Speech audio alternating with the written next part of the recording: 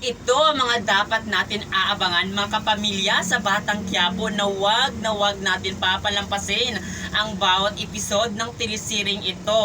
Ngayon na magpapakasal na itong si Mukang dito kay Ramon, ano kayang malalaman ni Mukang tungkol nga sa buhay ni Ramon at maging dito kay David? Talagang mabubuking dito si David na hindi talaga siya ang anak ni Ramon, kung hindi anak siya ni Rigor na malaking kaaway ng malaking sindikato na ito na si Ramon. Kaya aabangan natin ito mga kapuso kung malaman ni Mukang na ito palang si Tanggol at si Ramon ay mag-ama. Dito na siguro gugulo ang buhay ni Mukang na hindi niya alam kung ano ang gagawin niya.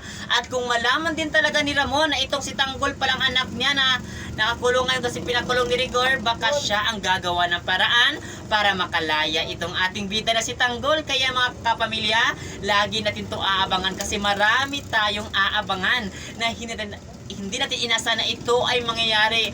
Malapit na talaga magkukross ang landas ng mag-ama at sana nga talaga matanggap ito kaagad ni Tanggol na ang tunay niyang ama itong si Ramon at hindi si Rigor. Doon niya maintindihan.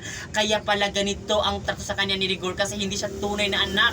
Kung hindi ay anak lang siya ni Marites pero hindi talaga si Rigor ang ama niya. Kaya aabangan natin ito mga kapamilya kung ano ang magbabago kung malaman ni Tanggol ang kanyang tunay pagkatao na hindi pala siya anak ni Rigor. Kaya mga kapamilya, lagi lang kayo manood dito sa Batang Quiapo na kinaaadikan natin panoorin tuwing gabi. At ito ang Batang Quiapo. At yun lang mga kapamilya, maraming salamat sa panonood. Thank you!